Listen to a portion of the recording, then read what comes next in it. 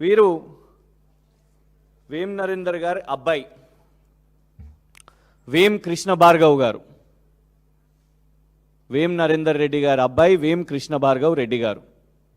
వేం కృష్ణ భార్గవ్ రెడ్డి గారు వీరు మాలామాదిగా కాదు. కానీ విచిత్రం ఏంటంటే వేం కృష్ణ భార్గవ్ గారి పేరు మీద ఇన్ని అసైన్డ్ భూములు. ఇది భూభారతిలోకి వెళ్ళి తీసుకున్నదే. వేం Krishna Bhargav father Vem Narender Reddy assigned land type. ఒకటి కాదు రెండు కాదు, ఇవ్వండి ఇదొకటి సర్వే నంబర్ 15/10 ఖాతా నంబర్ 330. ఇంకోటి సర్వే నంబర్ 7/10 ఖాతా నంబర్ 330 సేమ్ వేం కృష్ణ భార్గవ్ గారు. ఇదొక 2 ఎకరాలు, ఇదొక 6 ఎకరం, ఇది ఇంకొక ఎకరం సేమ్. ఇవ్వండి అసైన్డ్ ల్యాండ్ వేం కృష్ణ భార్గవ్ గారు. ఇలా ఎకరాలు 1 2 3 ఎన్ని పాస్బుక్లు అయి తీసినాం 4 5 6 7 ఇవ్వండి ఇట్లా మొత్తం కొలాబరేటెడ్గా వేం కృష్ణ భార్గవ్ గారి పేరు మీద అసైన్డ్ భూములు వేం నరేందర్ రెడ్డి గారి అబ్బాయి పేరు మీద. ఈ భూభారతి వచ్చినాకనే చేసుకున్నారు అని కూడా స్పష్టంగా కనబడుతున్నది. ఎందుకు చెప్తాను నేను. ఇది వేం నరేందర్ గారు మొదటిసారి పోటీ చేసినప్పుడు ఎలక్షన్ అఫిడవిట్ 2010లో. ఈ భూమి గురించి ఎక్కడ కూడా దీంట్లో లేదు, అంటే అప్పటికి భూమి చేసుకోలేదు కాబట్టి. వారిది కే సముద్రం, ఆ కే సముద్రంలో అర్పన్పల్లి, ఎక్కడ కూడా ఈ సర్వే నంబర్స్ ఇందులో లేవు. ఇదొక ఎలక్షన్ అఫిడవిట్. 2015 ఎలక్షన్ అఫిడవిట్ ఎమ్మెల్సీగా పోటీ చేసిర్రు, అందులో కూడా ఎక్కడ ఈ యొక్క సర్వే నంబర్స్ లేదు. అంటే ఇది వారసత్వం నుంచి కూడా ఏం రాలే వీళ్ళకు, ఎందుకంటే వస్తే ఎలక్షన్ అఫిడవిట్లు ఉండాలి. కానీ మొన్న రాజ్యసభ కోసం పోటీ చేయగానే 2026 ఎలక్షన్ అఫిడవిట్లో దీని యొక్క డీటెయిల్స్ రాసిర్రు. డీటెయిల్స్ కూడా ఎట్లా రాసిర్రు, ఈ భూముల గురించి రాయలేదు, ఈ అసైన్డ్ భూముల గురించి రాయలేదు. శ్రీ సాయి కృష్ణ గ్రెనైట్స్, శ్రీ సాయి కృష్ణ గ్రెనైట్స్ అని వారి సతీమణి పేరు విజయలక్ష్మి గారి పేరు మీద. ఇగోండి మైన్స్ అండ్ జియాలజీలో పబ్లిక్ డొమైన్లో ఉన్న డాక్యుమెంట్స్ ఇవన్నీ. మైన్స్ అండ్ జియాలజీ దాంట్లో పర్మిషన్స్ తీసుకొని Shri Sai Krishna granites proprietor Vem Vijayalakshmi, wife of వేం నరేందర్ రెడ్డి అని బ్లాక్ గ్రెనైట్ మైనింగ్ చేస్తున్నారు. ఇది ఎలక్షన్ అఫిడవిట్లో పొందుపరిచిర్రు. ఆ యొక్క సేమ్ సర్వే నంబర్లు అన్నీ కూడా ఇవే. ఈ అసైన్డ్ భూముల మీద మైనింగ్ చేస్తున్నారు. ఇంకా విచిత్రం ఏంటంటే ఈ యొక్క భూములు అసైన్డ్ ల్యాండ్స్, ప్రొహిబిటెడ్ ల్యాండ్స్ అని సంతకం కూడా ఉన్నది ఇందులో.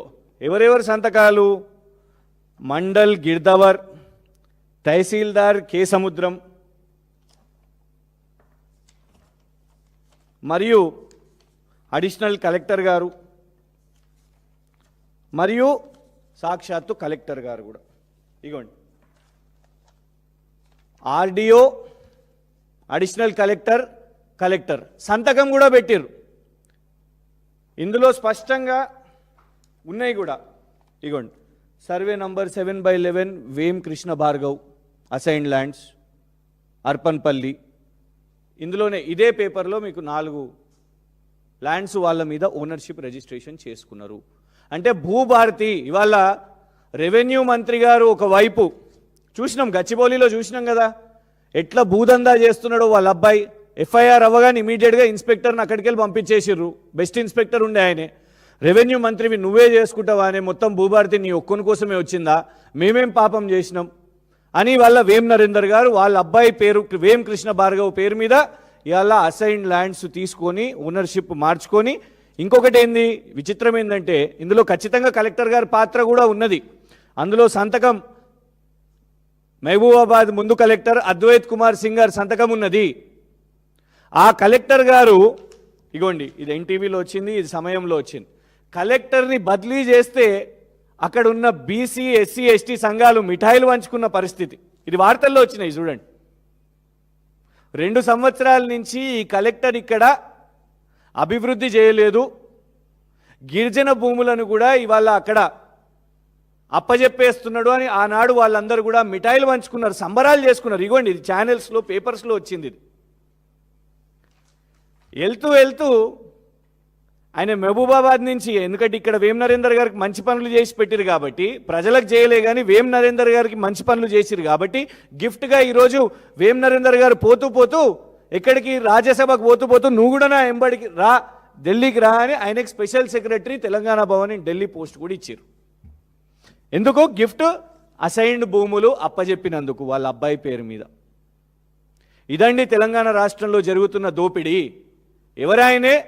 ముఖ్యమంత్రి గారి ప్రధాన సలహాదారుడు. ఈ రాష్ట్ర ముఖ్యమంత్రి ప్రధాన సలహాదారుడు అంటే రైట్ హ్యాండ్ పక్కనుండే ఇవాళ గతంలో డబ్బులు ఇచ్చిండు కాబట్టి, ఇద్దరి మధ్యలో ఆర్థిక లావాదేవీలు ఉన్నాయి కాబట్టి, ఇద్దరి మధ్యలో సాన్నిహిత్యం ఉన్నది కాబట్టి, మీరు చూడండి తెలుగుదేశం ఎమ్మెల్యేగా పోటీ చేసినప్పుడు లేని భూములు, తెలుగుదేశం ఎమ్మెల్సీగా పోటీ చేసినప్పుడు లేని భూములు ఇవాళ రాజ్యసభ కాంగ్రెస్ ప్రభుత్వం రాగానే అఫిడవిట్లో అసైన్డ్ భూములు వచ్చేసినాయి. అంటే దీనికంటే ఇంకా ఆధారాలు ఏముంటాయి చెప్పండి. ఇవాళ మేము ఆధారాలు పెట్టి విచారణ అడుగుతున్నాం. ఎందుకంటే వీళ్ళకు విచారణ అనే పేరుతోని వీళ్ళకి అర్థం తెలియదు. ఈ 2 సంవత్సరాల్లో ఎన్ని బయట పెట్టినా కూడా వీళ్ళు విచారణ చేపట్టారు. ఏమన్నా అంటే ఇమీడియట్గా రేపు ఏముంటుంది, కేసు వేస్తామని అంటారు. కేటీఆర్ గారు ఏదైనా మాట్లాడితే కేటీఆర్ గారి కుటుంబ సభ్యులను టార్గెట్ చేస్తారు. పాపం వాళ్ళ సతీమణి గురించి, వాళ్ళ అబ్బాయి గురించి, వాళ్ళు రాజకీయాల్లో లేకపోయినా ఇష్టం వచ్చినట్టు స్టేట్మెంట్స్ ఉంటాయి. ఇక హరీష్ రావు గారి గురించి వారేదన్నా ప్రశ్నిస్తే ఆ ప్రశ్నకు సమాధానం ఉండదు, దానికి ఆ కౌంటర్కి సమాధానం ఉండదు, విచారణ ఉండదు. హరీష్ రావు గారి తండ్రి గురించి రేవంత్ రెడ్డి గారు మాట్లాడతారు, వాళ్ళ కుటుంబ సభ్యుల గురించి మాట్లాడతారు, వాళ్ళ తమ్ముని గురించి మాట్లాడతారు, వాళ్ళు రాజకీయాల్లో లేకపోయినా మాట్లాడతారు. నిన్న చూసినాం కదా ఆర్ఎస్ ప్రవీణ్ కుమార్ గారు, ఆయన అడిగింది ఒకటి, ఆయన కొట్లాడింది ఒకటి. ఒక మైనర్ బాధితురాలు గురించి న్యాయం జరగాలని పోరాటం చేస్తే అన్ఫార్చునేట్లీ ఒక న్యూస్ ఛానల్, ఎందుకంటే బండి సంజయ్ గారి ప్రభావం ఇవాళ నడుస్తున్నది కాబట్టి ఆర్ఎస్ ప్రవీణ్ కుమార్ గారి కొడుకులు మంచోళ్ళా అని పోల్. ఇలా మేము సూటిగా ఒకటే డిమాండ్ చేస్తున్నాం, ఇవన్నీ ఆధారాలు పెట్టినాం. వారం రోజుల్లోపు ఈ కలెక్టర్ గారి మీద, అడిషనల్ కలెక్టర్ గారి మీద, వాళ్ళు ఇంకా ప్రభుత్వంలో ఉన్నారు కదా, పోస్టింగ్లో ఉన్నారు కదా, మీకు ఇష్టం కదా కలెక్టర్లను ఐఏఎస్ల మీద విచారణలు చేపట్టడం వీళ్ళకి ఇష్టం కదా. కానీ ఇక్కడ ఇదే ప్రభుత్వం తప్పిదం చేసింది కాబట్టి, అది కూడా ముఖ్యమంత్రి కార్యాలయంలో ప్రధాన సలహాదారుడుగా ఉన్నాడు కాబట్టి ఆయన ఫస్ట్ ఆ పదవి నుంచి తొలగించుకొని ఆయనే తప్పుకొని ఈ భూముల మీద విచారణ చేపట్టాలి. ఎట్లా పాసిబుల్ అవుతుంది ఇది? భూభారతిలో ఇవాళ కూర్చొని వీళ్ళు నచ్చినట్టే వీళ్ళు చేసుకుంటున్నారు. కలెక్టర్ సంతకం పెడతాడంట, ఇవ్వండి ఇలా మొత్తం లిస్ట్ ఉన్నది. ఇందులో అందరూ